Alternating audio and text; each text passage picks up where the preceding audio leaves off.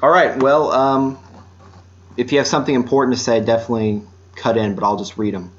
Okay. Having a large network is the key to finding opportunities of all types. Networking should be seen as making friends, not as being Machiavellian. Networking is friendship. Networking is a term best avoided in your thinking. Never forget the halo effect. Look your best. Look like a success. When you look good, people find you more persuasive. They actually take your opinions more seriously, and you can think whatever you want about it, but that's the truth of the matter. So look your best, look like a success. The next thing is that you should judge people on how they act, not what they say, and you should judge yourself by the same measure. So me and Aioli have talked a lot of big talk on this podcast, but I'm going to say if I don't do shit, I then that's how I judge myself. It has nothing to do with what I say or what I know. If you don't do shit, you're full shit. Yep. The second best way to judge people is to look at the friends that they keep.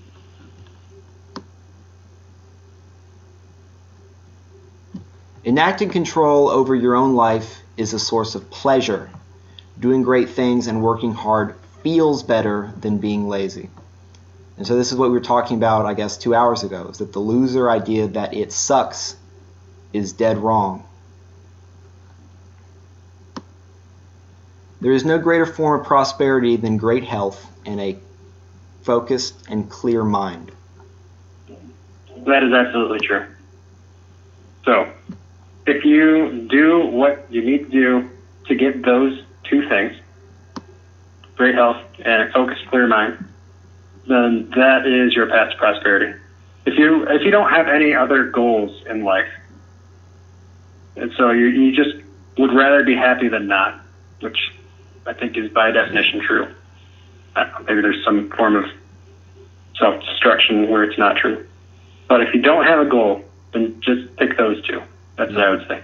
I mean, great health, focus, clear mind. And then you can do whatever you want from there. Mm-hmm. Yeah, I mean, to speak in terms of investing, there's nothing better to invest in than your health and clearing your mind and getting your focus. And that's why the first rule of investing is invest in yourself. And so that means, getting the shit, whatever it is, to get that great health, get that energy, get the clarity of your goals and the clarity of your thinking. And so if you have to actually use money, truly, you think about it, if you actually truly have to use money to do that, then that's much more important than buying, index funds. Okay, so the next one is you can get anything you want in life if you help enough other people get what they want. That's something Zig Ziglar was fond of saying. Brian Tracy said that. Many, many people have said that and have noted that. I mean, that's really, in a way, what leadership is, and at least that's why people theoretically give you leadership, is that you are facilitating the action towards a common goal and inspiring and doing all that. But, help other people get what they want, and they help you get what you want. Yep, that's also the iron law of the market. So that's a big idea in business. Is if there aren't enough people out there who want what you're producing, who will not be made, who will not get what they want from you, then you don't have a business. Yeah. So the next one is, we talked a lot about this one. Feed your mind only the good, the true, and the important. And that's focus. You certainly don't want to be watching PewDiePie videos. I mean, you don't want to be watching shitty comedy movies. If you're going to even take it easy, why not watch the best of something? What are the best comedy movies? What are the best action movies? What are the best of this? And then in everything else, feed your mind only the good, the true, and the important. Yep. If you absolutely must watch anime, watch the best animes. Yeah. They do this. Don't watch some harem crap anime number 5020.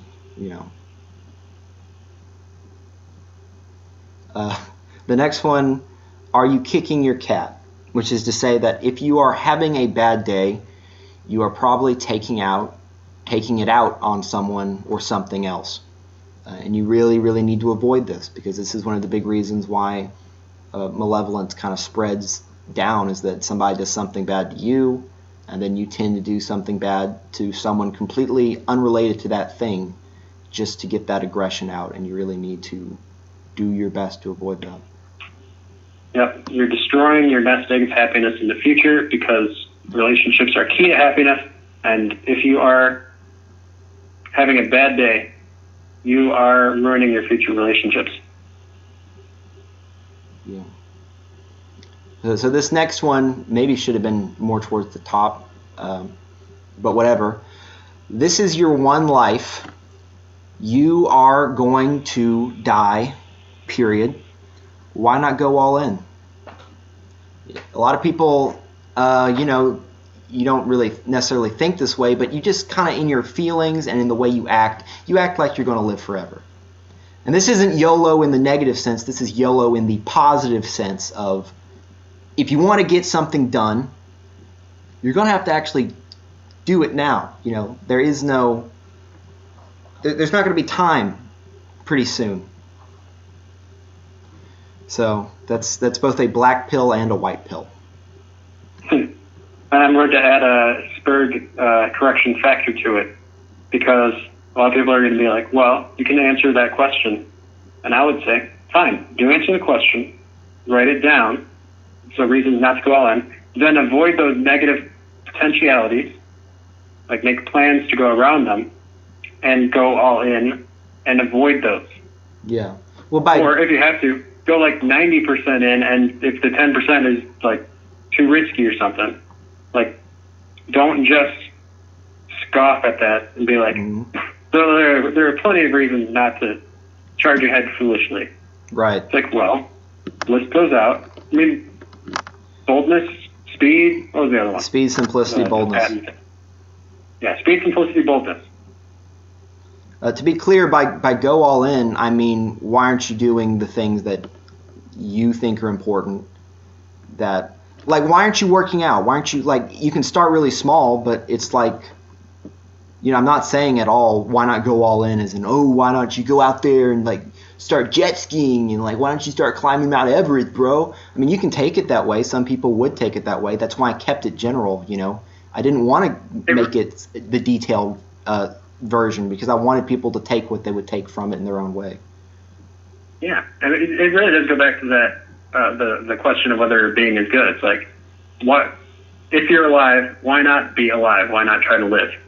If you want to kill yourself, then fine, just all right, it's like black pill there. But what actually got me out of killing myself was imagining myself, well, what if I told I imagined my grandma. I thought, telling myself, Grandma, I'm thinking about killing myself. And I remember imagining her saying, like, well, if you're going to, then do it and stop making a fuss about it. Huh. And that was when I decided absolutely not to do it, because that something in my brain clicked there. Like, oh, it really does just come down to that, doesn't it? Yeah. Well, if I'm going to be alive, I might as well do something. Mm-hmm. Yeah, I mean the purpose of life is a life of purpose. Yeah. So either if you're going to live, like, decide to live. And on no point going halfway about it. Yeah, and on that note, that's kind of a good transition to the next one, which is that remember that family and meaning are much more important than your fucking job or buying shit you don't need to impress people you don't like. Which, yep. I guess that's one of my favorite ones because I'm disagreeable. You like how it cuts out everything? Except just the two things? Yeah. Like, all right, I agree with those two things, and now I can disagree with everything else. You need to maximize your disagreeableness. Oh, man. Now I'm really spurging. So the next one's kind of related, but it's more, it's called Define What You Want, What Success Means to You. Don't let the TV propagandists or your peers tell you what success is. You must make the decision of what you truly want out of life, or others will make the decision for you. And that's another one speaking to one of the good effects of being a disagreeable person, which is that you feel less shame and you feel less need to fit in, per se. But if you're a person listening to this that really does need to fit in, you really need to get over that, because you have to go with what is right. You have to go what success means to you, and that should, of course, be the most positive, most good for other people thing you can think of. And there's a system and all that in the meaning section, and also in the final section, so don't worry about. This is the general, right? So this is high-level success concepts. A lot of this is general. A lot of GEWD is not only not general, some of it's maybe even goes, what some people say, a little too detailed, but it's all appropriate for what it is. So. Yeah, I think we would rather have too much detail than too little. Yeah. Especially for the autistic crowd. Maybe that turns some people off. But we like the concrete. We like the explicit. That's the game system. The game section is just that. It's like it's really too much for me, which is why I'm going to have to make a little simplified. I remember you asking me about that. Like something about, were we talking about blinking? Yeah. Something. It's like that was it was eye contact. Yeah, I don't have any opinions on blinking except don't do it too much. But yeah, I mean, the details in the game section are autistic. Because I made it. You heard it here first. Don't blink too much. I love success concepts. Oh no! Oh, we got. Oh, okay. All right. Oh, I'm ruining the whole thing. No, you're not. Like, it doesn't. This isn't supposed to be taken seriously. In fact, if you're listening to this, not you, Aioli, but whoever's listening to this, and you got it this far, pat on the back to you, because this is going to be a nightmare just to edit from all the interruptions and shit. Well, I think we might want to split it into 3 or something. People are gonna get tired about. Like I think this will have to get split up. Okay. Well, we can talk about that after I stop the recording, but that might be what we do. All right. Okay. But so prioritize. While you can have virtually anything you want, you can't have everything you want. And that's another reason for focus, is that you actually can't do everything. Sometimes you can, but you know. And that's another reason. If you try to have everything, you'll have nothing. Yeah. Ask the single mothers. Yep. And as Jocko Willink would say, prioritize and execute. Prioritize. So what I'm trying to get by saying these other things related is that this is another one of those fractal things. In the high-level success concept, when I say prioritize, while you can have virtually anything you want, you can't have everything you want. That's the highest level. Okay? But you shouldn't just think of it at the highest level. You should also think of that in the daily sense. Like, okay. And then you should also think of it like in a momentary sense, which would be more of a leadership thing. Like you're in a specific situation and some shit happens. And so then you prioritize in the very smallest sense of, okay, what is absolutely the most important thing that needs to be done right now? Boom, we're doing that. So big to small, that's sort of like momentum. It's a fractal. The ancient physiological basis for voluntarily facing problems head on. If you freeze, you go into prey mode. If you take ownership and you take action, you actually activate your brain's hunter circuits. So that's an interesting one. This is interesting. That's one where I would really enjoy autistically diving deep into it in the GEWD proper. Yeah, unfortunately it doesn't. But I could tell you that's I couldn't tell you the names of the circuits. I couldn't tell you. Yeah, I guess that's pretty much all I know about it. You know, where did you come from? From Jordan Peterson, with one of his podcasts with Joe Rogan, talking about it's not just fight or flight, it's fight or flee or freeze. And so the freeze is actually the most of you being a prey circuit. It's not just flee. It is just freeze and try not to move, and that's the most ancient. Although they're pretty much the same. But so the next thing is conscientiousness. So everything else is really simple, but that last idea, you know, isn't just like prima facie. You actually have to think a little tiny bit. This next one is when you kind of need to unpack yourself just a tiny bit, and so it's conscientiousness with all of its components. So the first is self-efficacy, which is your ability to accomplish tasks. The next is orderliness, which is your ability to organize. The next is dutifulness, which is your sense of duty and obligation. The next is achievement striving, which is your commitment to achieving excellence. And then the final one is self-discipline, which really is as simple as it sounds. It's just you holding you to what you say you're going to do. And I wish there were other things to say about that, but that's really all it is you just make yourself do what you said you were going to do. There's no tricks for it. But the last one is cautiousness, which is your ability to think through possibilities before acting. And so those are the subcomponents of conscientiousness. And conscientiousness, besides your intelligence, is the trait that predicts your success.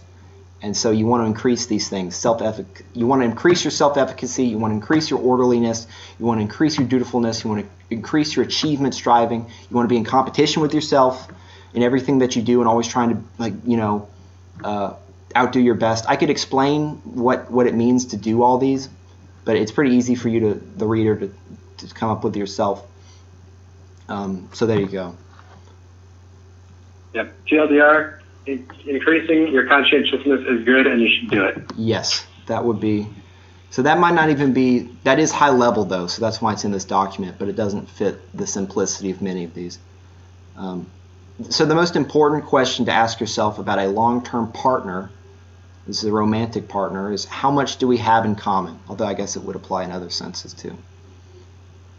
So it's not about, how attracted you are and all that crap, or how much in love you are. It's like, how much similarity is there? Because that's actually what keeps people together, especially like ideological similarity and stuff. Yep, religious. Yeah. Religious, yeah. Ideological, political.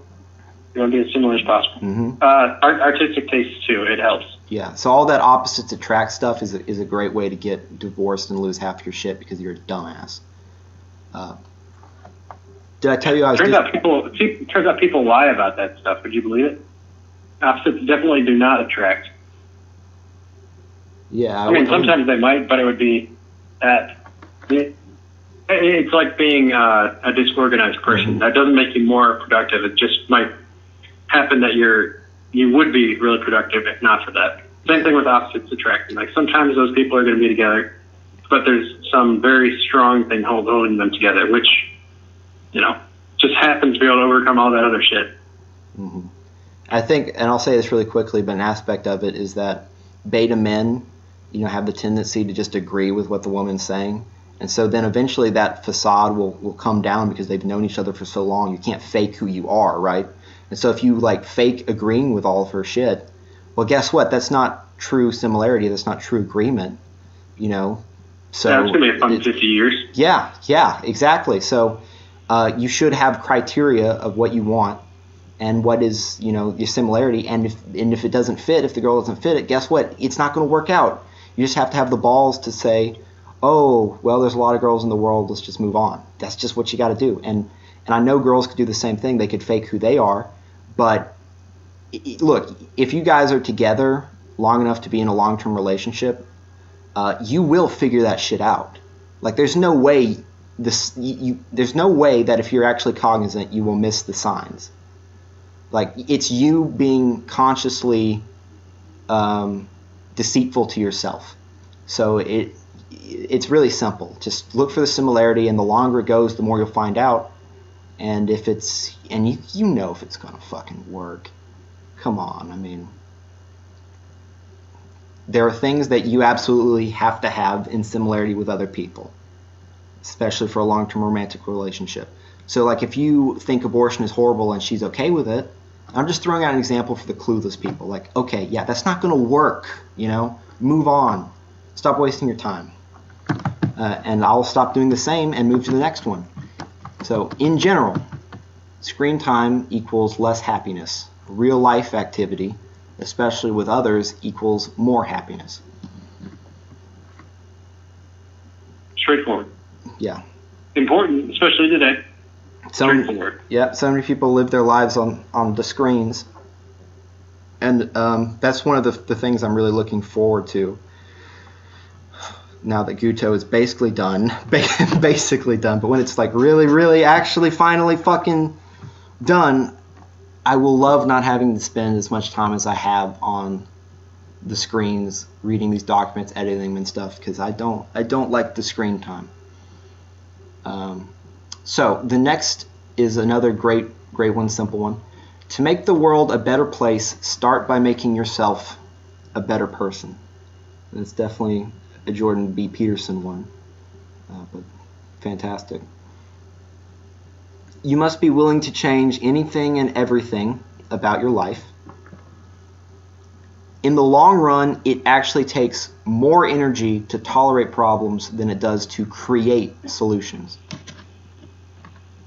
And so if you put them off, if you put off, like fixing the problem, you're wasting energy, you're wasting time. It's not saving you time at all. And it's the opposite of investing.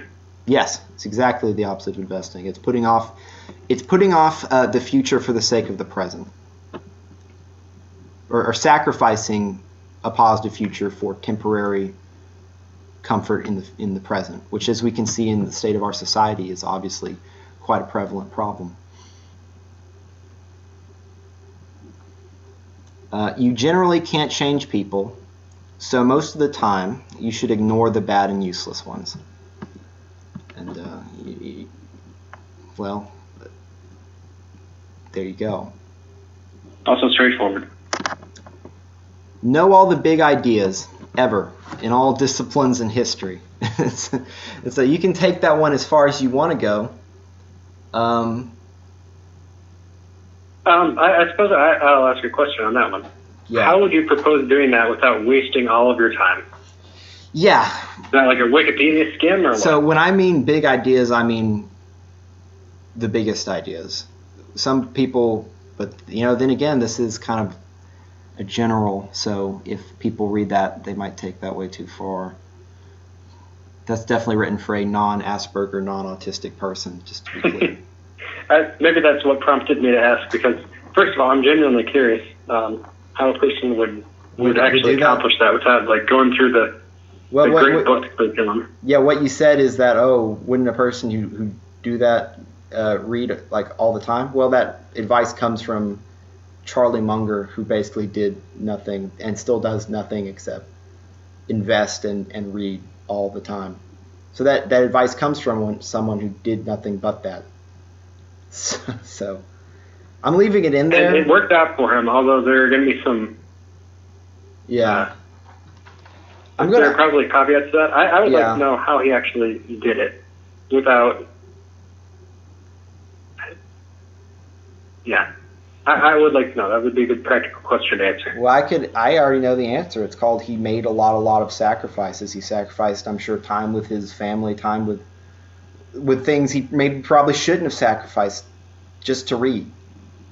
And that's... I know that's true for a fact because that was in Personal MBA. Okay. By Josh Kaufman. He said that that's what Mr. Charlie Munger did, is made tons of sacrifices in order to have the time to do that. And, it paid off for him. And I think that's a relatively safe investment, to be honest. I do think he would have to be smart about it somehow. I just don't know how he would. Yeah. I mean, obviously, if you look at the books he's read books of importance, so he has done a lot of the, great books, classic books reading. But he's also looked a lot into human psychology and understands I have a book that was supposed to be done, but it didn't get done, so it'll be in the next one in 10 years or whatever. But it's called Poor Charlie's Almanac, and it's all about Charlie Munger. And I flipped through it some. It comes really highly recommended by a lot of really successful people. It's a book made for actual high level successful people, and it's expensive as shit. I'll just say that. But I did buy it, and I'm glad, and it'll eventually be in there. But the investing advice for someone who doesn't have the time to learn about the companies and their internal structure and stuff, it's the same. He'd say the same thing, to my knowledge, which is just buy index funds. Dollar cost average. That's where that comes from. I mean, it comes from Brian Tracy said it, Warren Buffett said it, to my knowledge, Charlie Munger said it. So the dollar cost averaging into index funds, if you don't have time to become a professional investor, that's the way to not lose your money and to actually make a guaranteed, again, 7% return per year, not factoring in the trading cost, as we talked about in our last the podcast thingy before last. All right. Okay. And great information, but we are out in the weeds again. Yeah. So can we do a couple of these? Oh yeah, sure. But I'll quickly. I don't know if you need a break or nothing. No. I've done so many. Physical exhaustion aspect of this stuff. I've actually done so many of those, like you said, the 6 hours of podcasts. Doing all those actually, that actually was great practice. You talk about practice and warming up and stuff. That's really what it is, and I think it's there's actually a strong neuromuscular aspect to speech. They're called engrams, which are the neuromuscular packets. I don't want to spurt. I'm not going to. I'm not a spurt, but anyway. So these things, basically, the more you speak, the better you get at it, right? And so speaking a lot actually has such a beneficial effect that I will just go ahead and recommend. If you are someone who's a very introverted person, or you just have difficulty speaking, you seriously might just want to do more of it. And maybe it's weird for you to talk to yourself or record yourself doing things, but you're going to have to make your plan for Guto anyway, so you might as well record yourself saying it back so you can listen to it, and in the meantime you'll get some fucking practice. And anyway, don't want to rant. You can do some. I have nothing to add. I don't know, read off audiobooks, create your own audiobooks. If you're so introverted that you can't imagine reading your own stuff to yourself. But I really think that people just would have to do it. Just find something to read to a microphone so you can listen back to it. Then get in the habit. Practice. Yeah. And doing podcasts has extraordinarily improved my speaking ability. I've noticed, and I think it's improved mine a little bit. This time around, I've actually been making a conscious effort to avoid all of the knows and all of those ums and stuff. A lot of them have still crept in, but it's not like it was 2 times ago where I said like 5 times a sentence. And I don't actually get that bothered by that. It's just when you see a problem, you actually want to fix it. And this has definitely been a podcast in which I have not used as much vocal filler. And so there you go. Yeah. If you want a really good example of that, look at Box Day's old Dark Strays, the very first one. Oh. and look at the stuff that he puts out now, just as an example of how much better he has gotten at speaking a sentence. Yes. It's unreal, the improvements he's made. I'll give him full credit for that. He used to have a hardcore problem. I don't know why people watched it. Yeah, it was funny how hard he would work to put out a sentence. Yeah. So I'll keep going, I guess. You want to read one or? Oh yeah. I need a great deal more of the focus in my life. I am doing better. Yeah, the spreadsheet helps. That's how I organize my to-do lists and all that. I should actually show you. It's a pretty impressive system at this point. Okay. Send it to me. Email it, I guess. All right, will do. All right, so who you are is who you attract. You must become a better person. Yep. Don't have anything to say. You can keep going. Okay. I'll leave a little pauses in there. I liked how you're doing that. If you are afraid of something, it means you are not developed enough to handle it, and you need to be. You have found a weakness, and you need to confront it. If you succeed properly, then your success benefits everyone else. You never know someone's true identity if you've only seen them in untested and calm situations. Very true. Yeah, that's especially for like someone like Patton would just be like, well, goddamn, you're a genius, son, or whatever he'd say to that. It only gets more true the more the shit hits the fan. Mm-hmm. Want to make the world better.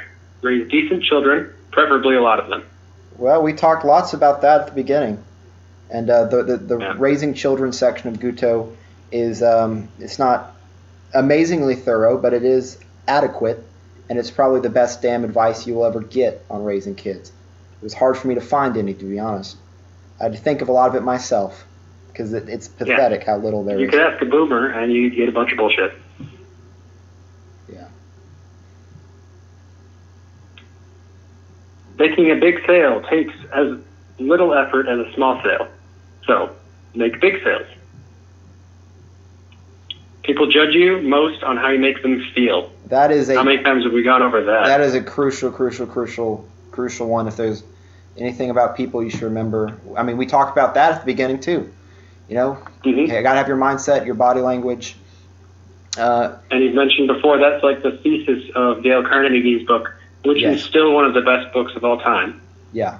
And when it comes to making people feel good, talk to them about themselves. Make statements to them as if you were friends to them. Not too controversial at first. Try to find similarity with them in topics. Bring things up. Of course, again, don't like bring up something that would be reserved for a good friend at first. But bring up something. Test. See how open they are to these things. That's all I'll say about that right now. You can keep going. Yeah, relationship section. Yes. Some important success insights. Delay gratification. That's number one. Every action you take counts. That goes back to focus. Yeah. Adapt or fail. Things change, and you need to understand what is happening and act quickly. Yeah. Say no to most things, and yes to the few things that actually matter. Let's focus, yeah. So about the third point, adapt or fail. To adapt and change quickly, you need to have a lot of practice in doing the things that really, really matter. And you need to have the base of knowledge. So, like what I've said, and I'll just say this right now, you don't need to just read the damn GEWD one time. Like if you've been to college, if you've been into fucking high school, think of how much effort you probably put in a math class. You need to put at least that much effort in reading this damn thing to yourself and trying to memorize some of this shit. I see no reason why people should not read GEWD over and over and over again until it sinks into their fucking brain. And then when it sinks into your brain, when things change, you can adapt or fail faster. All right. Ask yourself, how can I continually improve the quality of the actions that I repeat every day? As in, those that make up almost all of my life. And that, you mentioned before, or no, I think it's later on in here. You gotta track things, and that's another Brian Tracy point. You gotta keep a log of your time, which is a little bit time intensive. You can actually spend maybe half an hour a day just keeping track of where your time goes. But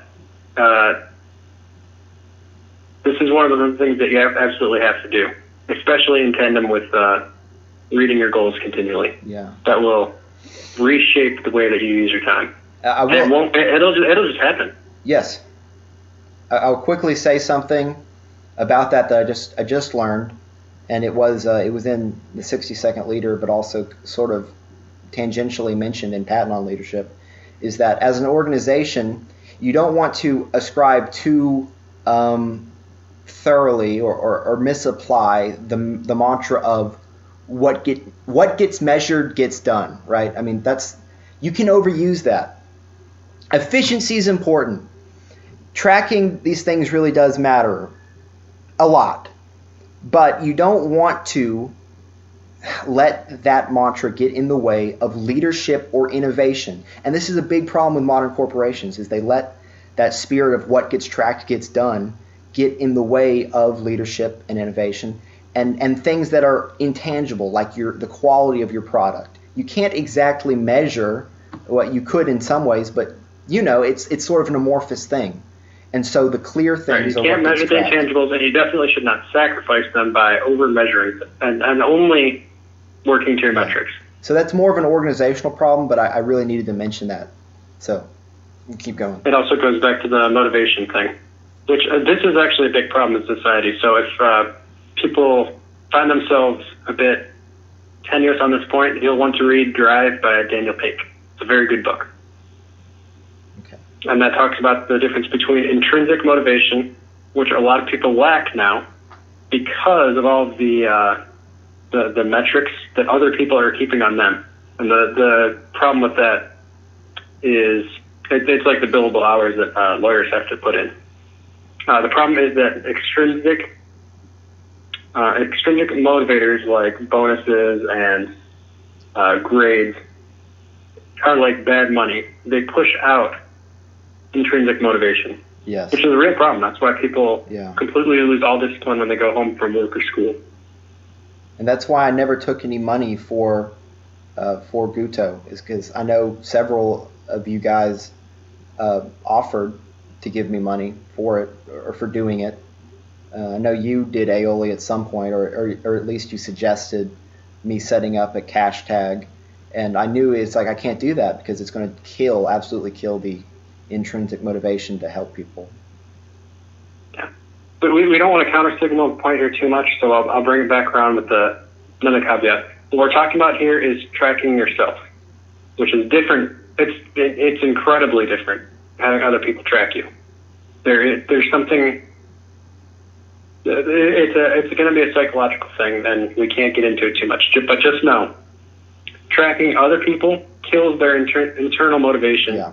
Tracking yourself enhances it. That's the big distinction there. Okay, I'll say one more thing, and that's exactly right. So, as an organization, as a leader, you do want to track shit like not related to people really well. Like if you have tanks, of course, in Patton, see exactly how the tanks are being destroyed, and then you can learn how to improve them and fix that, right?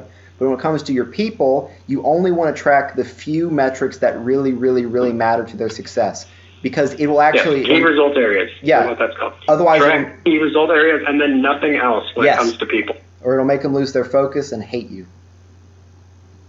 Mm-hmm. And that's one of the major causes of failure and dysfunction in the world, and we'll say the West today, in the business world especially.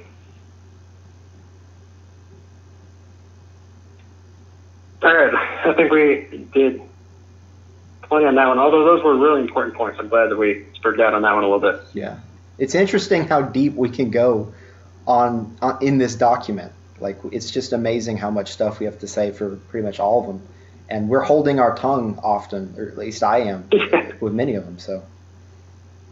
Yeah, well, a lot of it is fresh in your head, but just going off the dome, I could make a commentary on every one of these, probably ad infinitum. Yeah. But that goes back to the difference between this abstract stuff.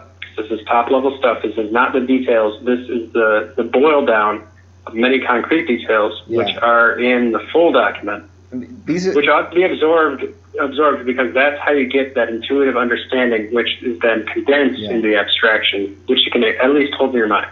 Mm-hmm. I mean, these are the high-level success concepts from, and they're probably not even all of them, but they're many of the high-level success concepts from, dozens of books and hundreds of hours of content from often some of the most successful people who've ever lived. So, yeah, I mean, it's you can go quite in detail in unpacking these things, and a lot of them aren't even cliches. Cliches are usually even more unpackable, although I don't like cliches as much as the kind of content you find in here, although some of them are cliches, like responsibility equals opportunity. That might be considered a cliche, but if you really, really think about that, that's well, it's like the discipline is freedom one. I mean, yeah, people be like, no, not it's enough not. times that it could be called a cliche, but it's also profound. So yeah, oh, discipline equals freedom. that's not true. I have to be disciplined. By definition, it's not true. It's like, well, it's true in the sense that if you're disciplined, then it frees up your mental energy. Freedom.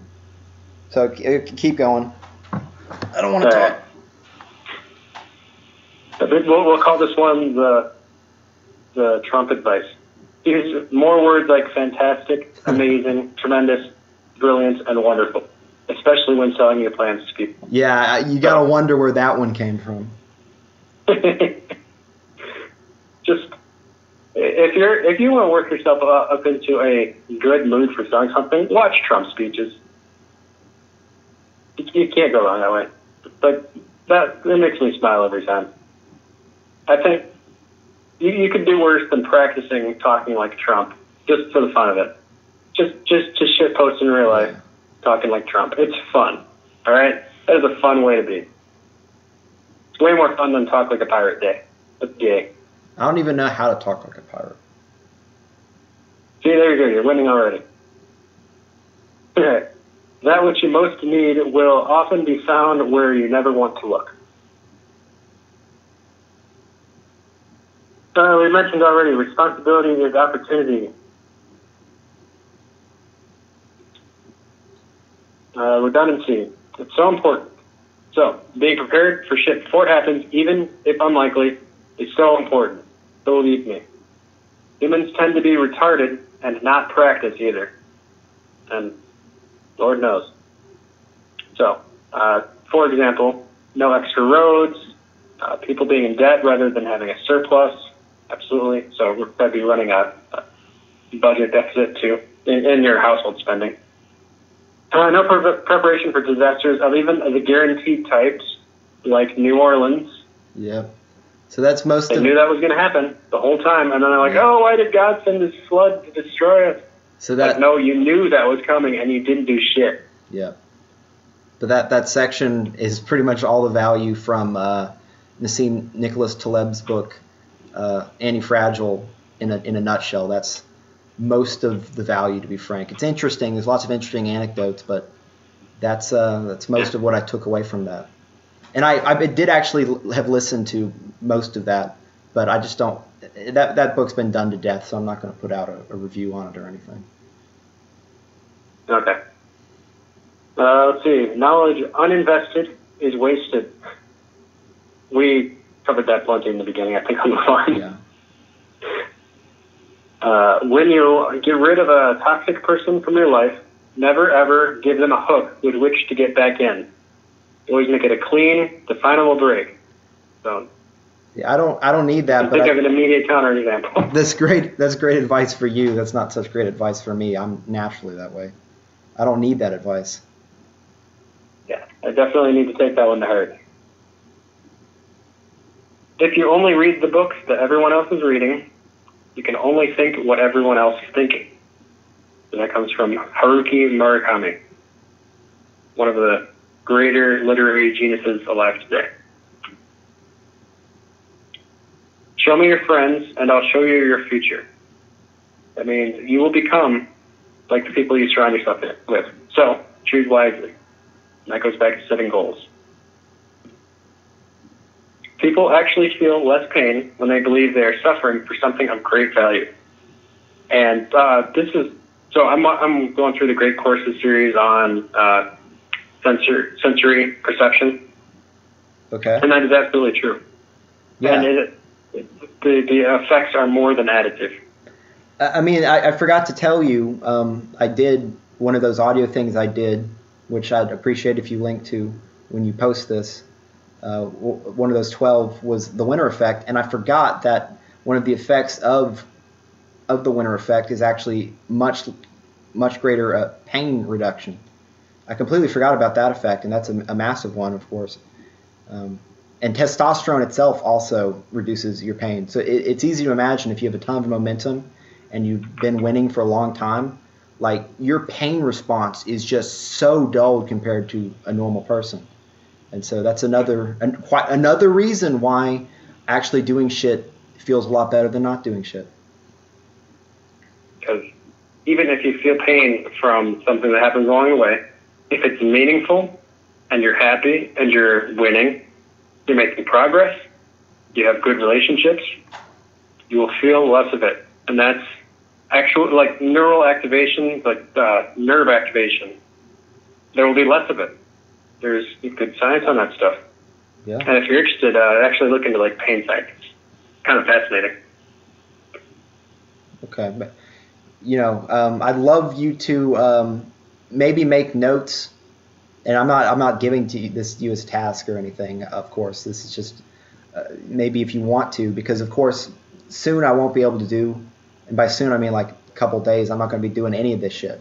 I'm going to be going full steam on what I need to be going full steam on, But if you have things that you think I should look into, maybe in 10 years or whatever, just email it to me in a message, and I will put that in a place that I won't forget it, because I do capture everything now, and not in the David Allen way you talked about yesterday, but in my own way.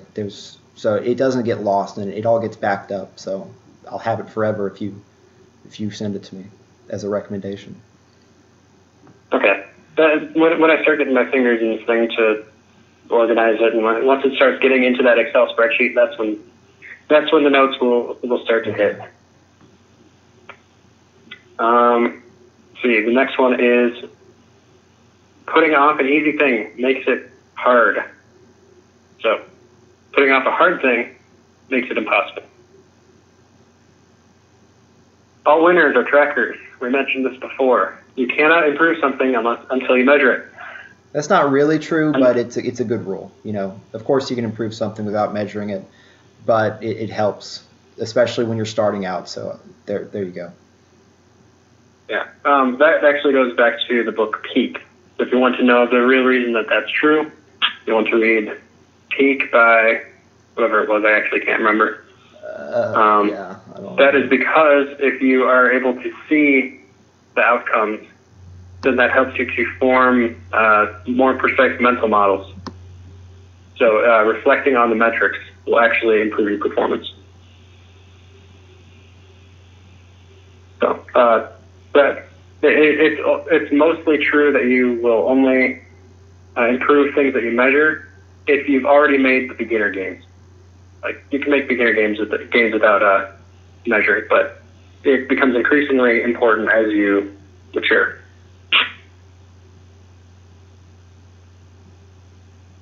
Life is long if you know how to use it. So that's focus. What is your entertainment versus education ratio? The top 20% of people at Beer Charlie Munger's spend their little free time focused on education. Except he has a lot of free time because he put in all that work up front. Yep. Even more important than this, they practice, study, and take action on the most important things they already know. What's the book that taught you that? But I can't remember now. But the basic idea is that I learned this from practicing math and physics, because you learn very quickly that skill is actually more mechanical than it is intellectual. Like the actual practice of writing the stuff on paper is possibly more important, because for some reason it's like the skills and the knowledge are stored in your fingers as much as they're stored in your understanding of the concepts. Yeah, I don't remember where I got that from. A lot of this could be from YouTube videos that I have no idea, like which one. So a lot of the sources of some of this stuff are gone to the history of thousands of small actions and all that. Yeah, but that is a really good point, and it's extremely true for things you would think of as being entirely intellectual, like solving a physics problem, where people think that they understand something, and then you give them a problem, and they want to put pen to paper, and they have no idea where to start. That's where the practice really helps you out. Yeah. When setting a goal, most people ask, what do I need to do to achieve this goal? This is good, but it is even more important for you to ask, who and what do I need to become? Yeah. That's just higher level thinking. what's of sort of, well, I mean, just ask yourself the question and you realize, and it kind of goes back to, and this is another, it's not, I don't think in high-level success concepts, but it's a visualization thing. When you visualize yourself like you've achieved the goal, that's not nearly as beneficial as visualizing yourself working towards the goal. Because often the visualizations that your brain produces literally will give you some ideas of how to accomplish the task, which is so interesting, isn't it? But so that's when you visualize yourself like working towards your goal. You think of your goal, okay, well, this is me doing it. This is me working towards the goal. Actually write down what you fucking see, because your brain very well could, your subconscious, because that's not exactly conscious, you know. It's so weird. Like your brain is coming up with this vision, and it's not really of your making completely. It's other parts of your brain that in many ways aren't under your control. But anyway, write down what you see, because you might learn something. Yeah, and you know, I use that on the micro level. When if I have a task in front of me that I know is going to take more than like 15 minutes, I will actually sit and just stare off into space and imagine myself doing it in as much detail as I can imagine. And that really speeds things up for me. So usually the routine will be I'll write down the specific tasks involved in it very briefly, because you don't want to spend more than 10% of your time planning, or you're just going to end up wasting all your time. And that could be a form of procrastination too. But if you got a long and complex task, you do want to do a quick outline, and then actually imagine yourself doing it. And that is going to speed up your completion of the task immensely. So you can actually picture the ideal you doing the problem. And that visualization is going to, it's going to focus you. But it's going to put you in that much closer to a flow state. Like if you do that, that's a great way to get into flow. And it's just going to feel so much easier once you actually get into the thick of it. It's a really neat technique. I ought to be using it more often, but I already do it on the daily. Okay, that's good. And for small things too. We're talking about like big, high-level goals here, but that one works in the micro too. If you've got a half-hour task ahead of you, take a minute and visualize it, and you're going to finish it like 5 minutes faster. Right. I mean, if you just think of yourself writing a paper, I mean, guess what? Suddenly you get, well, what do you visualize in that case? You visualize yourself writing the paper. It's like, well, that's how you get it done, right? Oh, playing on the computer is not it. Now, that's retardedly simple. But, that's how I put out so many blog posts, is I dream them up on the way home from work in my car. Like, I think through my, 5 bullet points or something. Yeah. I think of a couple of compelling phrases, and then I just knock it out. Do you see? Every good writer will tell you that's how they do it. Do you see the words coming up on your screen while they're typing in your brain? Like you're already imagining that, and that's what you see, or do you visualize yourself sitting down and typing? I hear them auditorially. Okay. If I were seeing them on the screen while driving, I would probably crash. Okay. I would have enough distraction problems. So I think it's probably better. And to be honest with you, they tend to be a bit more abstract. So it's a sort of mix of audio and abstractions. I hesitate to call them mathematical because that sounds kind of faggy, but there is some truth in it, because a lot of things are typically balanced out. The most profound things are typically mathematical in nature. Mm-hmm. So the best posts are usually based on some sort of mathematical understanding at a deeper level, which is then the exposition is in words. So do you want me to do the next few and then you can do some more? I can do. Yeah. No, I'm not trying to cut you off or anything. I know your time is valuable and I don't want to waste your time so you can go to sleep on time. But we're halfway done now, so I really want to get it done. And I think we might as well. Then we'll have the full thing done, and we can always cut that off at the end too and make that its own file. Aside from anything else we decide to do editing-wise. I think I should. I know I will at the very least do that. We'll cut off this end section where we're more focused, and we also reference back to the other ones, which is so. Anyway, Would you mind sending me the raw file too, just the whole thing? Yeah. You want me to like do anything to it, or do you mean like truly raw? Just the audio, so that I can slice it up however I want. Okay. Oh yeah. I mean, you could definitely do things with it yourself with some of the sections. I mean, we have some of them. You know, we've been really focused and really great, and you could make like shorter clips. So I definitely would. Yeah, that's a good idea. Okay. So the next point is that insecurity is your brain's way of telling you the following things. Number one, that it's not sure of its ability to complete a task. Number two, it thinks that it is moving in the wrong direction. And number three, that it is afraid it might lose what it already has. And that's probably the biggest, the most common one these days at least. So insecurity is a message that you have something that needs to be improved ultimately. So you use insecurity to know what to fix and to provide motivation in a negative sense to do these things. So negative motivation, as we were talking about earlier, is just as important as positive motivation. And so if you think the thought, eat better, or you will get fatter and diseased and die pathetic and disgusting, well, that's not motivational in the traditional sense, but that is certainly motivating. You know, it really does make you want to work out, doesn't it? And so negative motivation is very important. So you want to listen to the negative voices in your head. That's why they exist, by the way, is to tell you the problems to fix. So these negative voices tell you the problem, and then you fix the fucking problem.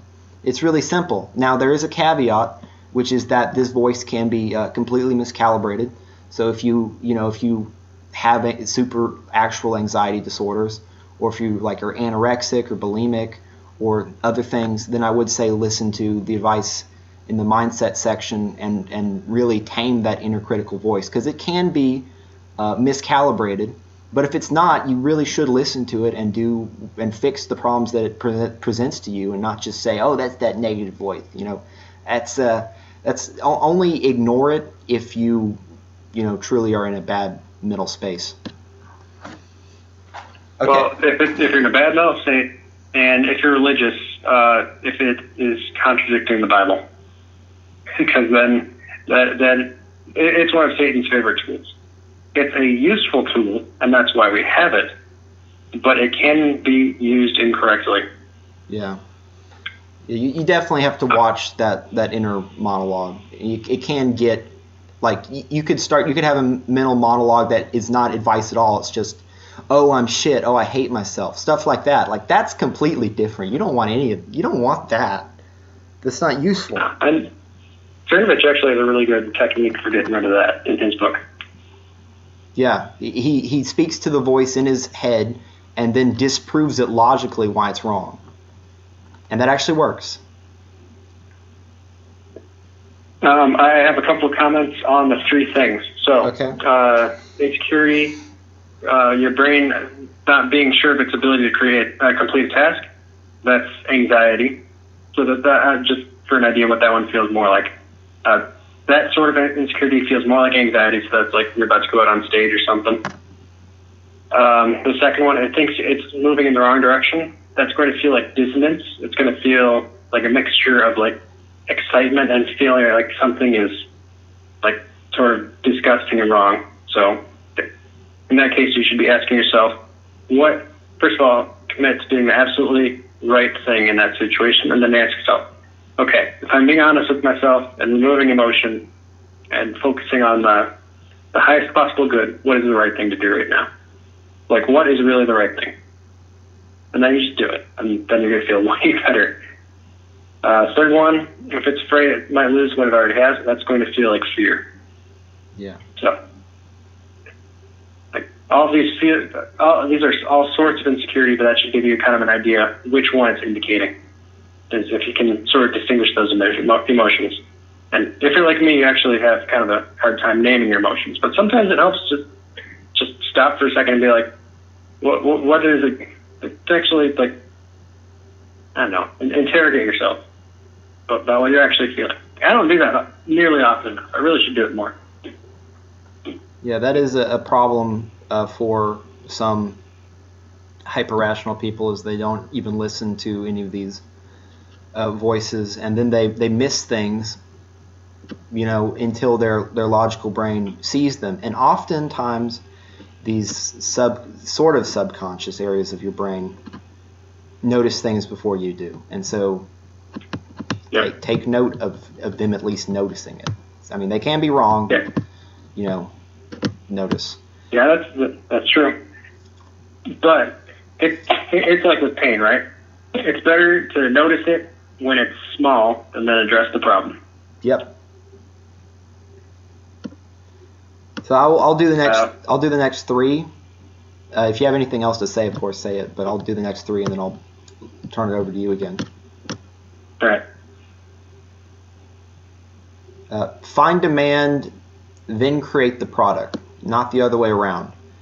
An example of this is that pro male, that market has way more demand than products at the moment, especially for young men.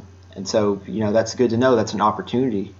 And of course, that doesn't have many products because it could kill your career to market to that demographic, because it's not politically correct to make truthful products for pro male. I mean, just putting this out, even though we haven't said anything controversial, is dangerous to me. I know that,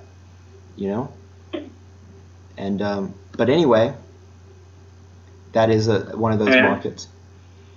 And what? I'll be quick. Regarding the principle of seeking demand first and then creating a product, that's the nature of creativity, is seeing that something that should exist and doesn't. That's how problem solving works. That's how value creation works. That makes sense. That's good. Look for problems. Yeah. I mean, fix problems. That's another way of looking at it. It's like, oh wow, fix problems. And of course, you have to have the fix problems in a way that makes you money if you're running a business, because otherwise you just can't run a business. But you do actually want to fucking fix problems. A lot of businesses nowadays actually create a problem and then fix it, And I mean, that's a big thing with the medical industry and working with other industries. And that's why nobody gives a shit about all the fish. And I'm not into a lot of these causes and stuff, but that is something, and I probably wouldn't give money to the organizations because a lot of them are probably fake. But that is a real thing, is that the fish we're just like killing off all the fish. And of course, nobody gives a shit about completely depleting a lot of these fish populations because, well, guess what? The big agricultural corporations, why would they give a shit, right? They're like, oh yeah, you go ahead and kill off all the fucking fish, right? Now everybody's going to be eating beef and chicken, and we got plenty of that. Come up and buy it, So you want to actually fix a problem. You don't want to aid in the creation of a problem and then fix it. Like a lot of beauty products, for instance, a lot of them are bullshit. A lot of them literally present a problem in the mind of someone. I mean, that's what the tooth whitening, and it's great. It's fine. I mean, there's nothing wrong with whitening your teeth. I think it's a good thing to do if you need it. But that's an example of really creating a problem. Nobody gave a shit for a very, very, very, very long time until these companies said, or cigarette smoking for women, like, oh well, let's tell them that it's going to make them look higher status to smoke. And well, anyway, you get the idea. I don't need to keep giving examples. But you don't want to make a problem. And you know what? As a utilitarian, aside to that, if you look for a problem, so if you're looking for problems to solve, and you find one, and then you solve it, and then that becomes your product, you're going to have a monopoly. You're not going to have to compete. I think Scott Adams and Steve Taylor both say that. You don't want to be competing. Josh Kaufman also says that in his book, Personal MBA. Competing sucks. Find a niche and then fill it and monopolize it. Yeah. That's how you win in business. And that's blue ocean strategies. You find a novel marketplace where there aren't competitors. You do your thing, and then you expand as rapidly and you just do nothing but try to expand as fast as you can, so that when your competition shows up, you maintain control of the marketplace. That's what everyone's trying to do in terms of space right now with SpaceX, and I think it's like Blue Horizon or Bezos' company and a couple others. We talked about that, 2 podcasts ago, so I won't say anything else about it. But yeah, that's what it's called, Blue Ocean Strategy. All right. Go ahead. No, I was just going to move on to the next one. So if you have anything to say about the one, I was going to read off that line that says it helps you be a member of your target market. Oh, yeah. That's true. Good point. Because then you actually really know. I mean, that's why I said pro males, because me and you both understand that aside from what we talked about earlier about children not being raised effectively by their parents for quite a long time, probably forever to be honest, but it should have been solved in the modern era. But aside from that, it's particularly bad for young men. And we both understand that. So that helps. It helps to actually understand the problem, because then you can think of solutions, which is why I guess this GEWD exists, right? It solves all your problems if you just read it. It's the ultimate product. It's the best product because it solves all the problems. But of course, it tells you to do actual work. So it's not. I don't want to black pill on that, but that is sort of the thing. Is the easier and the simpler and the less work you have to do. Of course, that's another aspect of actually selling something as a product. And there's nothing wrong with that per se, except that a lot of important things just get shit canned by people because it takes them doing work, like actually exercising instead of taking pills, for example. All right, finally moving on, right? Yes, finally moving on. The next one. There are 3 keys to being fully charged each day. Number 1 is doing work that provides meaning to your life. Number 2 is to have positive social interactions with others. Number 3 is to take care of yourself so that you have the energy you need to do the first 2 things. And so these things you need to do would be proper sleep, diet, exercise, and mindset. The most important of all being, again, high intensity cardio, because that is the best way to raise your energy.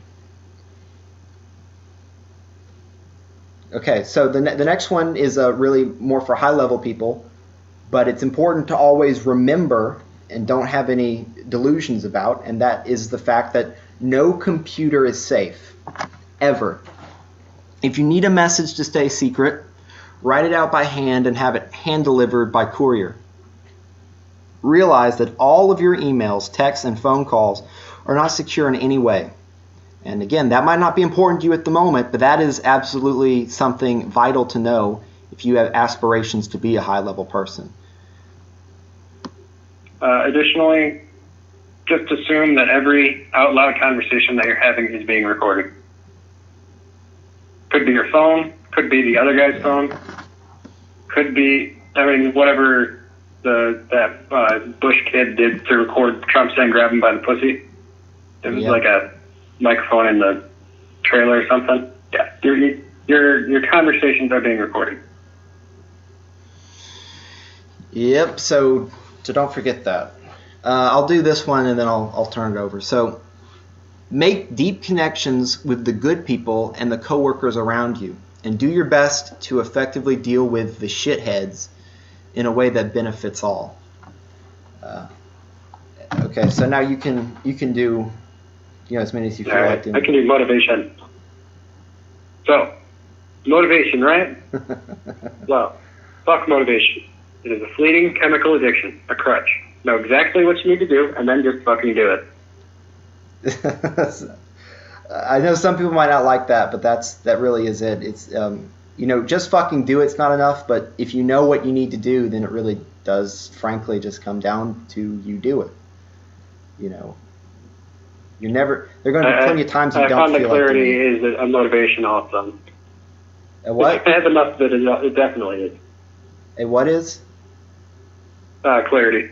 Yes, yeah, if you know exactly what you want and then the why, that's another reason of reading the plan every single day, because it actually, really, really, really helps you just do it, so to speak, Yeah.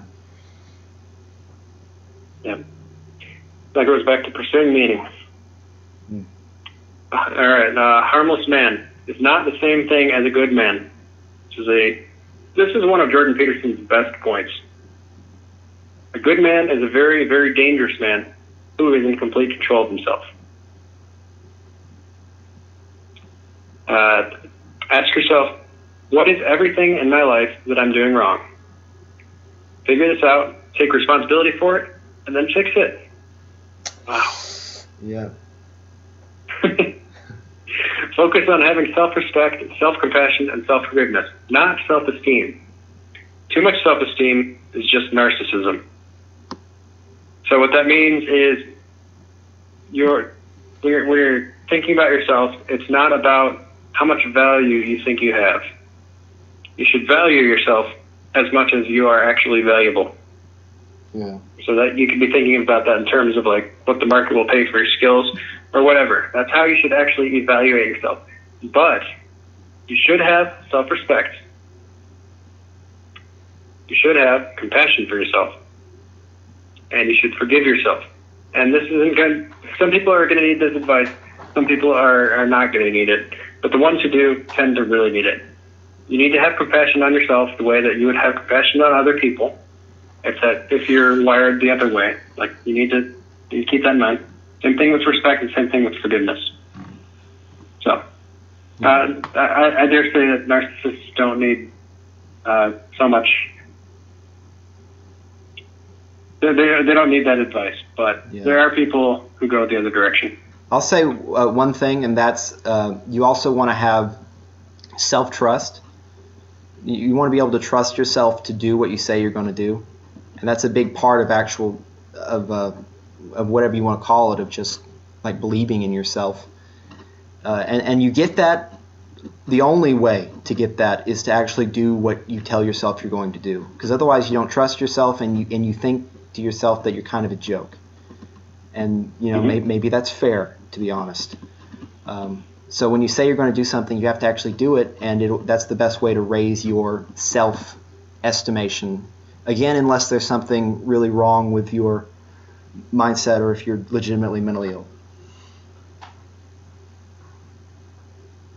All right. If you are indispensable at your job, you'll really get ahead. That's assuming you're not in a truly pathological environment, and if you are, get out.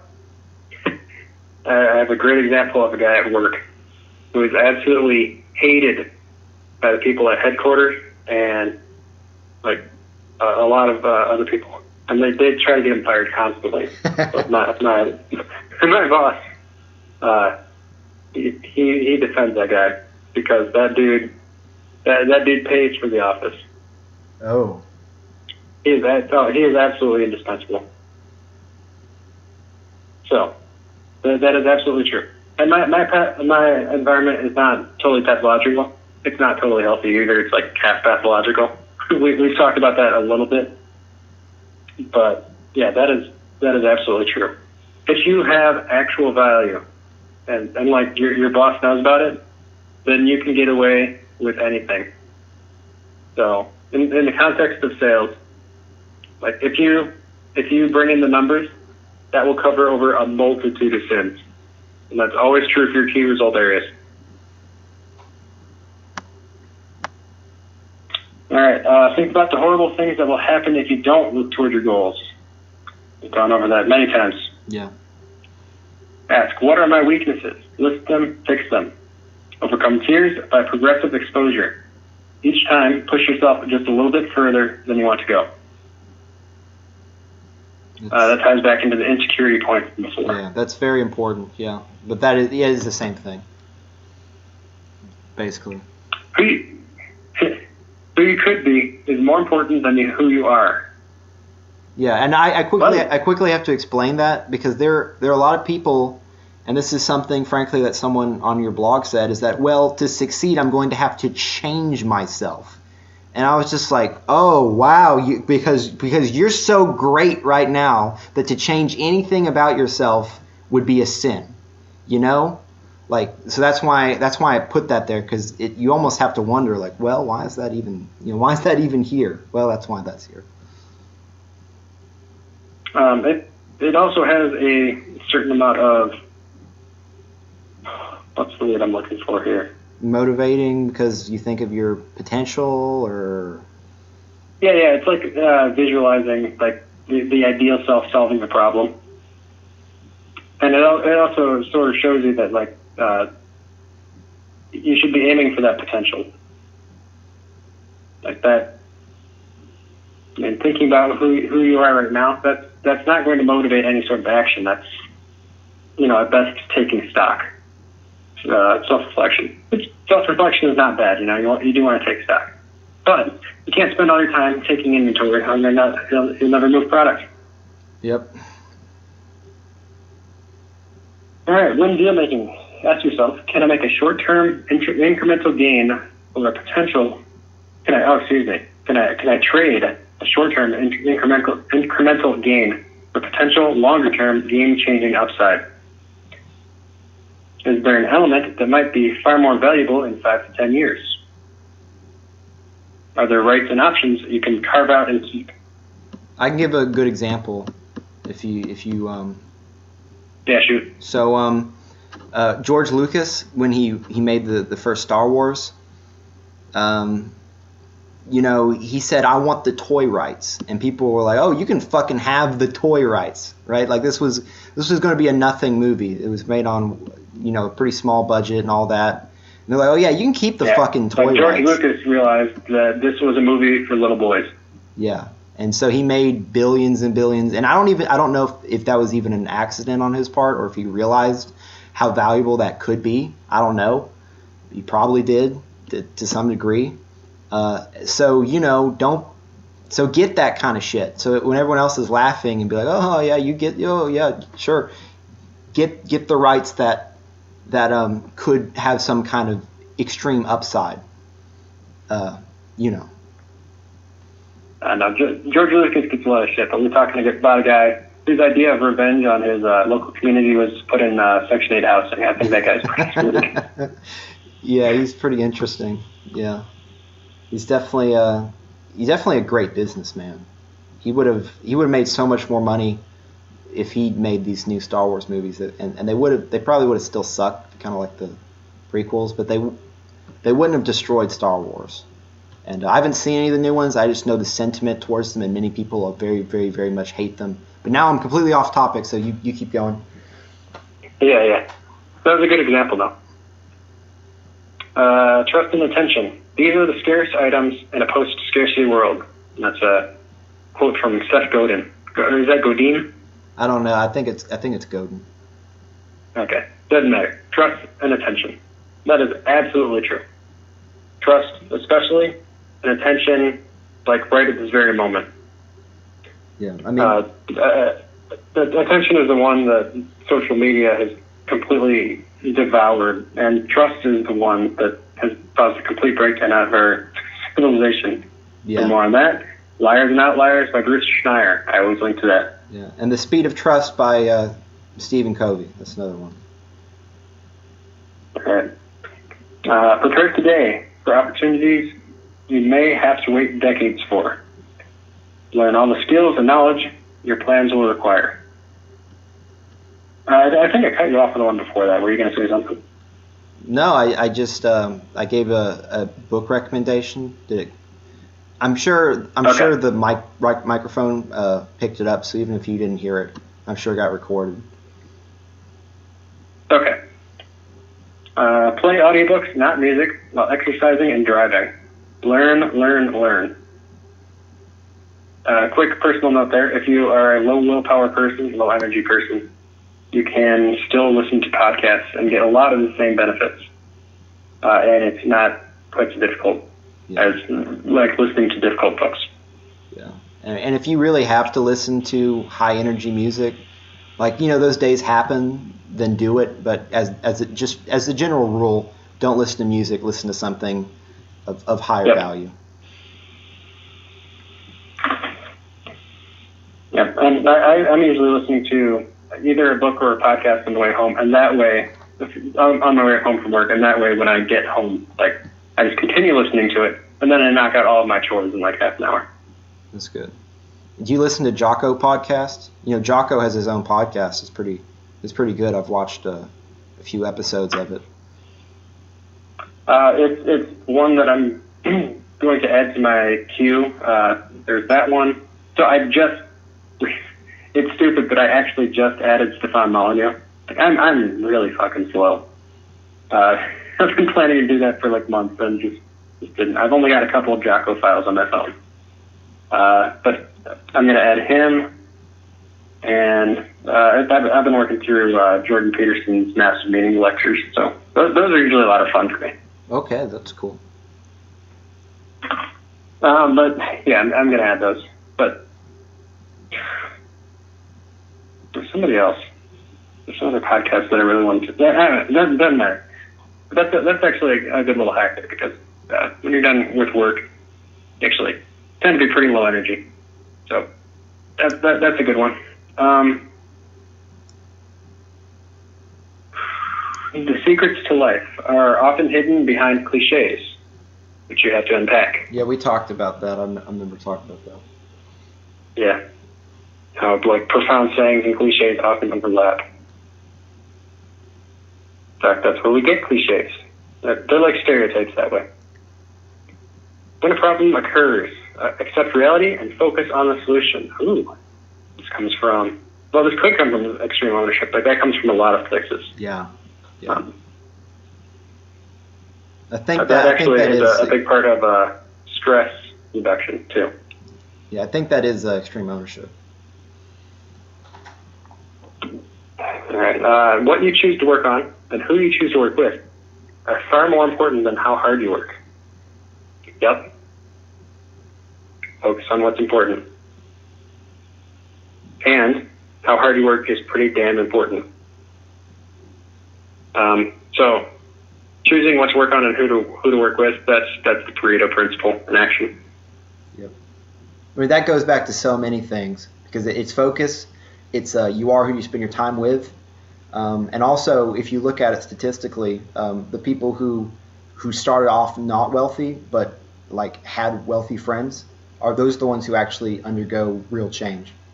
So it's just true from so many angles. That's a good point. You're right. That does go back to a lot of things. It's like, never mind. I'll move on. You get paid for being right first and to be first. You can't wait for consensus. And I don't know that word there. It says both quotes are from Naval Ravikant. Yeah, I don't know his name. He's got a very famous Twitter account.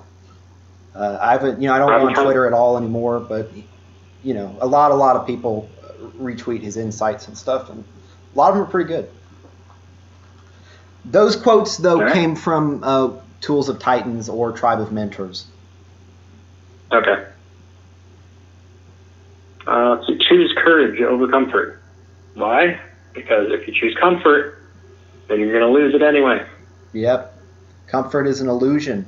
And I'll say quickly, if you're not moving forward, you're moving backwards. There is no such thing as stasis. Stasis is an illusion. That's the Red Queen hypothesis. Yep. Hypothesis. Yep. Yeah. You in my kingdom, you have to run as fast as you can just to stay in the same place. Yeah, there you go. I remember that quote exactly because that was so true. Jordan Peterson uses that a lot. It's a very powerful quote. So. Yep. Ooh, I'm getting tired, but we're gonna do this. Yeah, we're pretty close. We're pretty close. All right. Be so good they can't ignore you. Now that's a Cernovich one right there. That's his life goal. That's true. That comes from Cal Newport, but that is. Well, unfortunately, the last part of Aoli and I's discussion got cut off, and it really is a travesty because we got only better and we went on many delicious and useful tangents. So I'm just going to go ahead and finish it myself. I'll try to remember what we said. I doubt I'll be able to at all. But anyway, I've got to try. So, be so good they can't ignore you. That's where it got cut off. We were recording for 5 hours, by the way, so I'm sure it just ran out. You know, it probably has an automatic turn off thing, and I mean, I don't blame them, you know. Anyway, be a true problem solver, not a problem avoider. Me and him both remarked that we could talk about that for a very, very long time, and I could, but I won't. Have to remain focused and get through this sort of quickly. Burnout is not the price you have to pay for success. So you have to think about success as a long-term game. You know, working 24 hours straight is stupid because, again, success is a long game, and you don't want to sacrifice your long-term capabilities for short-term effectivity. Don't waste your days while you worry about years. And that means several things. It means don't waste your time. But it also means that if you are an anxious person, if you're so worried about the future and the bad things that are going to come of the future that you don't take action in the current moment, you have guaranteed your own destruction. Because, again, if you stand still, there is no standing still. You're either moving forward or you're moving backwards. So, it's good to know about what's happening in the future and actually prepare for it. But if you're wasting your time, then you're wasting your time. You're not actually taking action.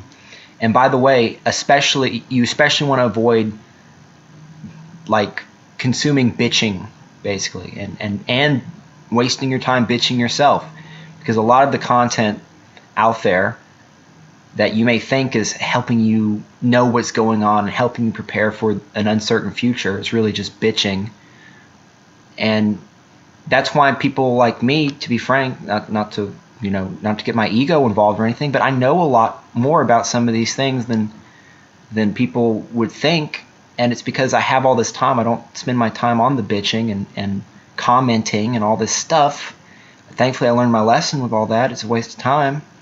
And that's allowed me to look at this information and sort of know about stuff that's going on. So I would recommend that. But above all else, don't waste your days while you worry about years. You have to know about the future, but you have to prepare for it. If you waste your day while you worry about the future, you have guaranteed your destruction. The next thing, you must pick the right contacts for yourself and for others if you are a leader.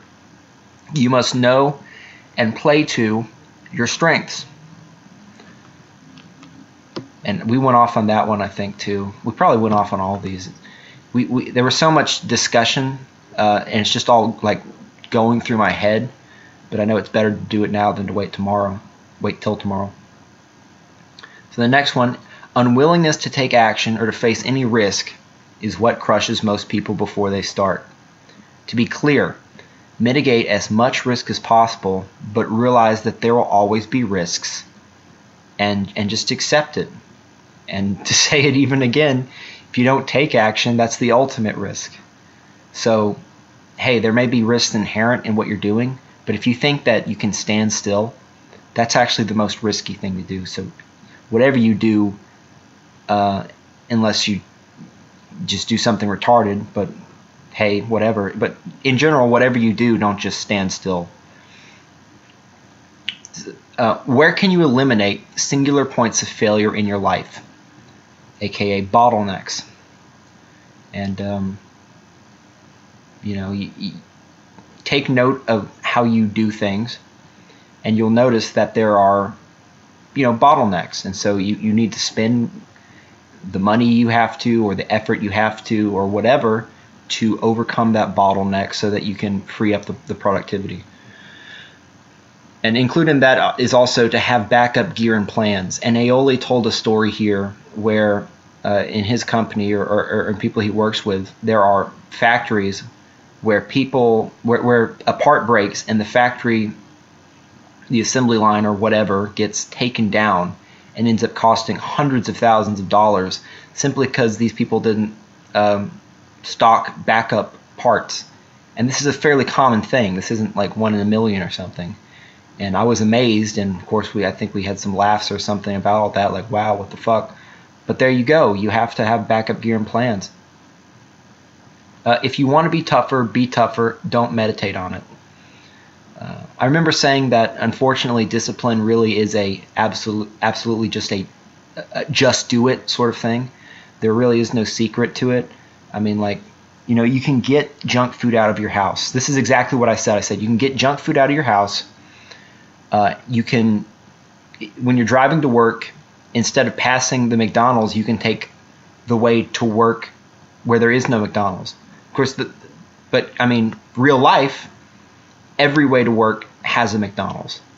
So at the end of the day, you end up having to just not fucking go. And that is discipline in a nutshell. You just have to make yourself do what has to be done, and there is no other way around it. Saving as much of your money as possible is absolutely a smart strategy. Freedom in many ways. Many people inflate their spending to whatever they make, which is so stupid, and it makes them a slave. Save your money and use it to invest. And of course, first you invest in yourself, and things that'll, you know, increase your own capabilities. You buy experiences with people you like. You buy things that truly improve your life, knowledge, healthy food, etc. And most importantly, you do some fucking good in the world to help towards whatever is the most important thing that needs to be fixed, in your opinion. And I remember talking to Aioli about this here, that so instead of just throwing money at a problem, once you become an actually really successful high-level person, it would be better for you to go into a charity or whatever and actually fix it yourself, because you'd save them much more money than you could give them. And so to generalize, it's not about giving money, and it's certainly not about doing it to make yourself feel better, or for, look at me, I'm such a good person, or any of that. You have to be obsessed about the actual results. And so I say, okay, that's a good use for the money, but I'm not saying throw money at a problem. I'm saying use your money and be really, really smart and be absolutely obsessed with solving this problem that you think needs to be fixed. Not all feedback is equal, especially if it is feedback on a product. Who is the feedback coming from? Is it from your base? Is it from your enemies? Neither. Your enemies will often point out true faults of yours. Determine what is real and what is just hatred. So, I mean, you probably know that. Your friends won't tell you things that your enemies will. I also remember going off on a tangent here that, and I won't go on a tangent this time, but I'll quickly say that as a leader, you cannot surround yourself with people that ass-kiss you, with you have to have people who actually tell you the truth. You have to have fucking independent thinking people. And that's the thing that has killed so many leaders throughout history, is that they get full of themselves. They win, they get full of themselves, get the big ego. They get rid of all the people who don't tell them what they want to hear. They basically start ignoring reality, and then they fail. And so that is probably the ultimate pitfall, besides just losing focus. So never forget that. Do not waste your time by spending it with crazy or toxic people. Well, that's, hey, you know what to do for that. Just don't spend time with them, you just ignore them. It is better to figure out what customers need than to ask them what they want. Now, you should do both. You should ask them what they want, and sometimes they'll give you good answers. But if you look at the internet, would customers have ever told you they wanted that? Now, some really smart ones might have, but that was a need, right? High-speed information capabilities was a need. And so look for the needs first. It's not don't ask them what they want, but needs are more important to figure out than the wants of your customers. Always remember that behavior is contagious, whether good or bad. This is especially true if you're a leader. If you're a leader, you want to set the example. for behavior. So for your attitude and your action and everything else, because it's going to affect everyone else, you know. That's another aspect of extreme ownership, a leadership aspect is, you know, when you take charge, when you do shit that you need to get done, when you have the right attitude and you're good with people and all this, it rubs off on other people. And the opposite is true. If you are an assaholic, egotistical, avoiding responsibility, whatever, well, guess what? The people down the chain emulate that. So you want to be as effective, as focused, and as good as possible. And you want to talk to as many people throughout and when you're in that state, you want to talk to as many people throughout the organization as possible, because it rubs off, when you're in a positive place, it'll rub off in a positive way.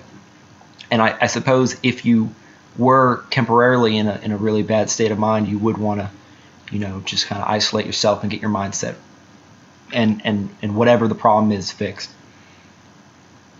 Ask smart people how they would destroy you.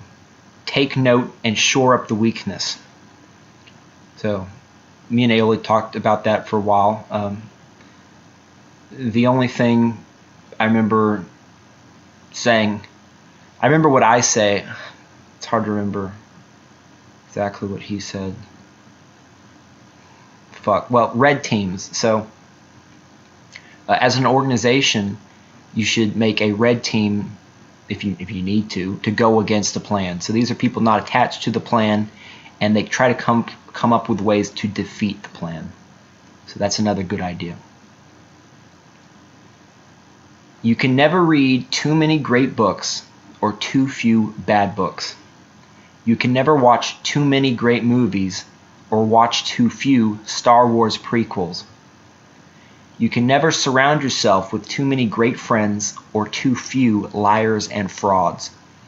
Go for the best in all areas of life. You simply don't have time for the mediocre. Start your quest for knowledge by reading the classics and the greats. Recognize that scientists are humans seeking a paycheck. They are very corruptible. Thus, a good deal of research is bullshit commissioned by Big Pharma or another interest group. Recognize that experts are often wrong, not even considering corruption and hubris that are just, you know, a possibility in humans inherently. And so for this next section, we talked about it all for a really long time, because it's about like finding out what's true. And God, I wish that had been recorded, but I'm just going to have to read this and not try to butcher it by re-saying all the things, but wow, it sucks that was lost, but I'm making up for it now, sort of. So, seek the truth no matter where it leads you. Don't just believe what you want to believe. Don't be selective at all with your evidence. Do not dismiss any idea as false simply because that is the consensus. Realize just how few humans actually allow themselves to think freely. Realize many of your thoughts were programmed into you from TV, college, etc. Realize that much of history is an agreed upon fable. Realize how you feel about something has absolutely no bearing on how true it is. Realize that no matter how smart you are, you still have all human cognitive biases, like trusting authorities more than they deserve, trusting the good-looking, and then confirmation bias.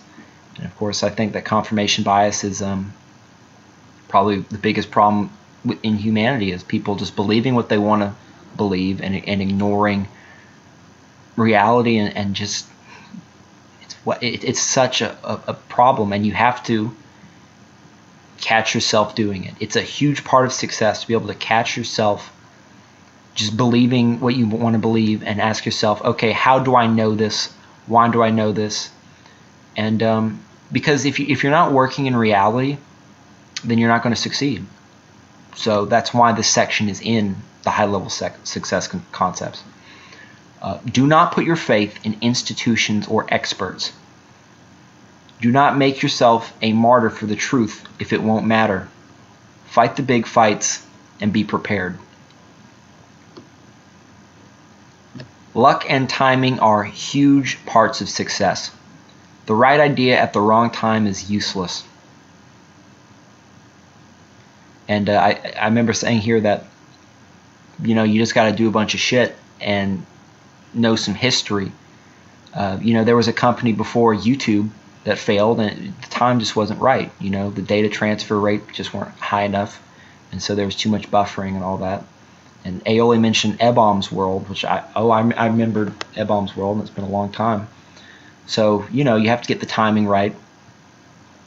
And, you know, that's a finicky thing. Make it easy to be your friend and hard to be your enemy. So people who do what you want, who are your friends, who are good to you, you reward. People who are your enemies and are bad to you and whatever, you do the opposite of rewarding them, you know.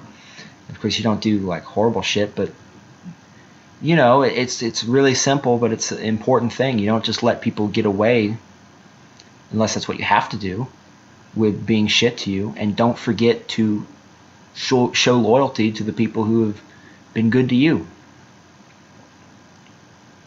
Learning from everyone and anyone is very important. The people you hate will be right about some things, and some of these things are very important to know. I remember me and Aoli talking about George Soros here, and I said I have his audiobook and all that, and that, you know, you can't just, you may hate some people, but don't think that they don't have some things that they get right, that they know. You know, you have to be able to learn from people. Don't just instantly write everything that they say off. It's just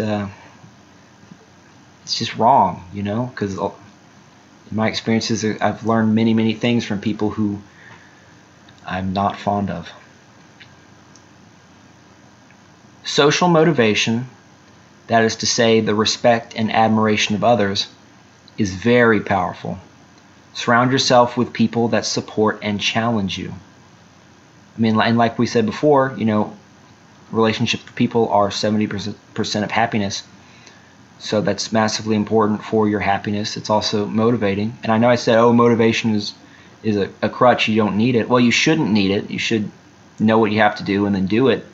But, you know, there's no reason not to surround yourself with people that support and challenge you and give you motivation. I mean, yeah. Skill and knowledge are, I remember what else I said here. So the people who, I think this was it, the people who, so the people who go from low class to, you know, higher, get rich or whatever, they tend to do so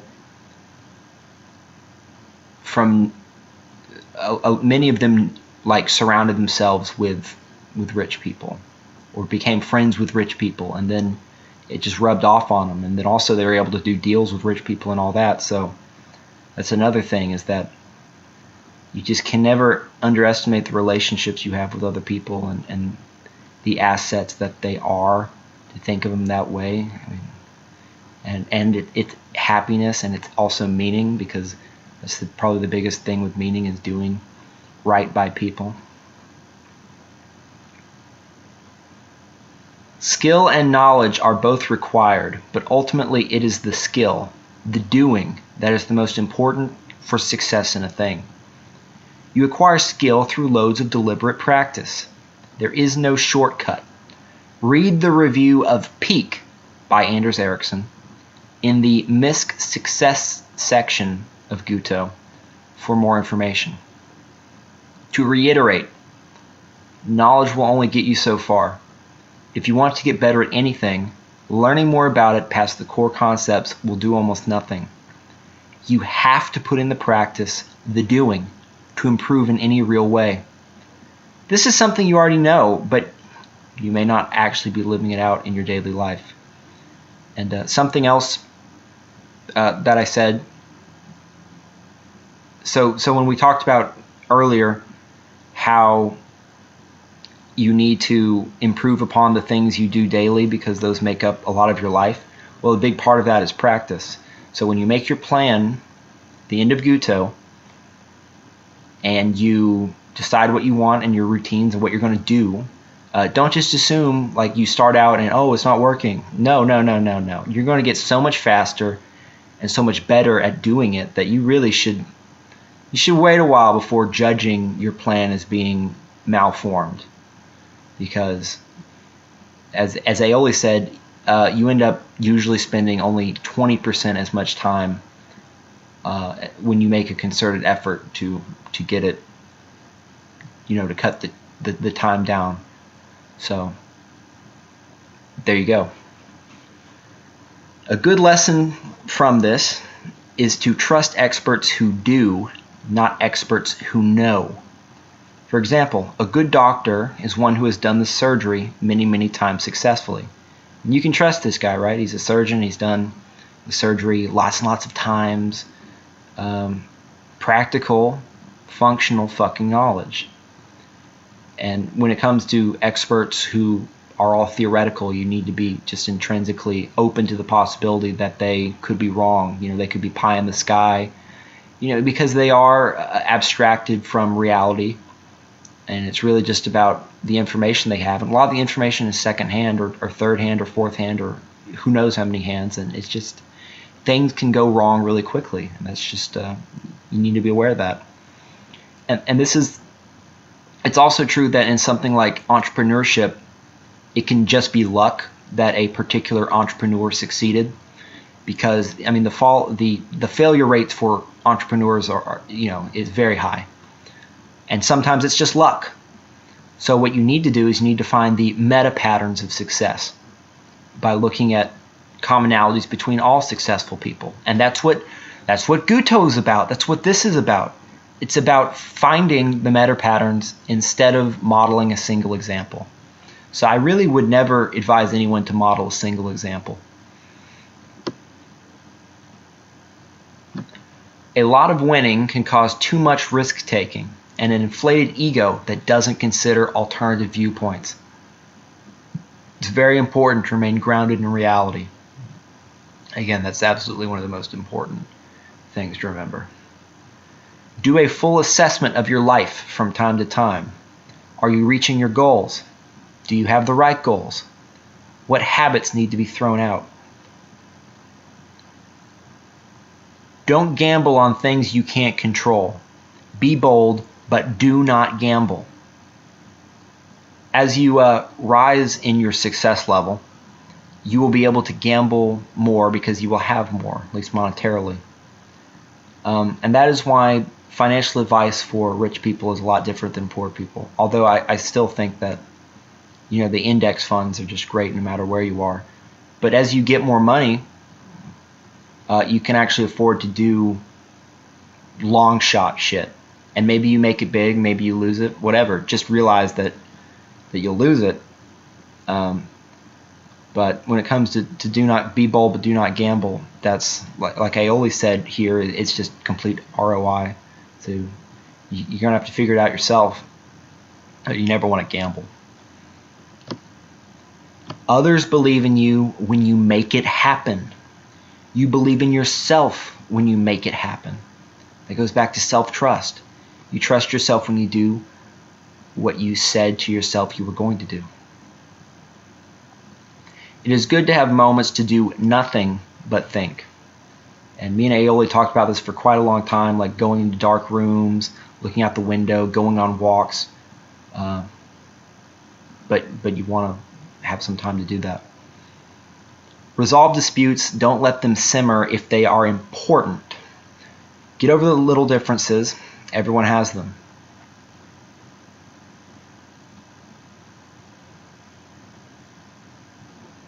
The man on the street often has more common sense than any big-time people. Ask him questions. And Aioli told the story, an example of like being in a cab and asking the cab driver about wasn't the water. Now maybe it was the water.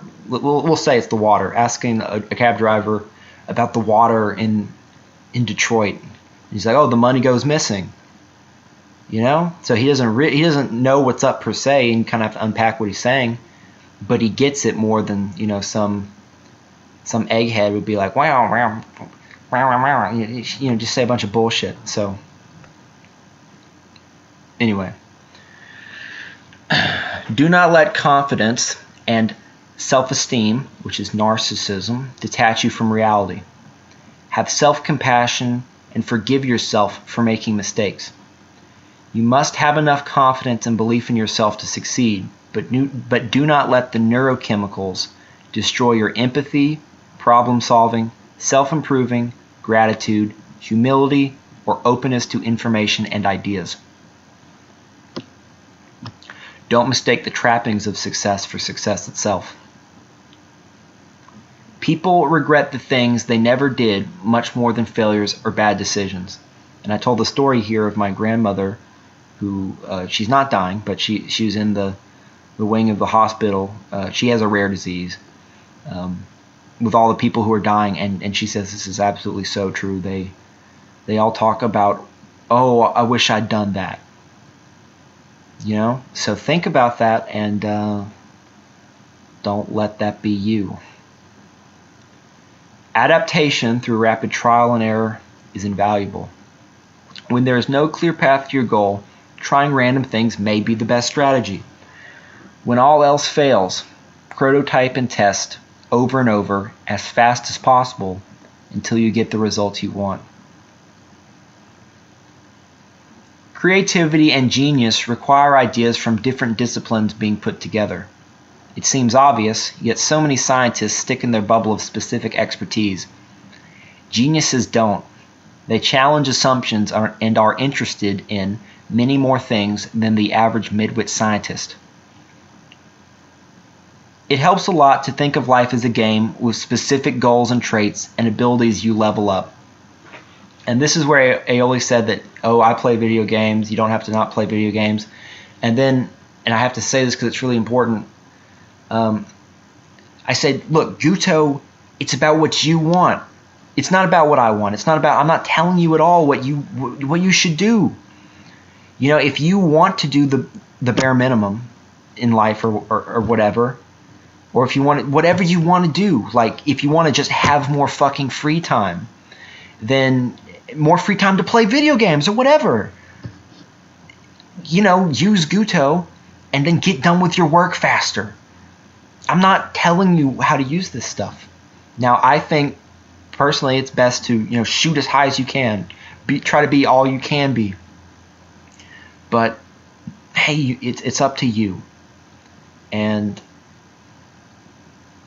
anyway, I had lots of better, more profound things to say the first time I gave that little speech, but it's so important because I don't want people to think that this is, I mean, it's supposed to, it's about what you want. Success is alignment between who you are and where you choose to be. Make others think long term and have mutual friends with them to avoid getting screwed over. Tailor your communication style to who you are talking to. Are they an introvert, extrovert, etc.? Talk to groups as an extrovert, of course. Face the truth now or suffer later. Always face the truth.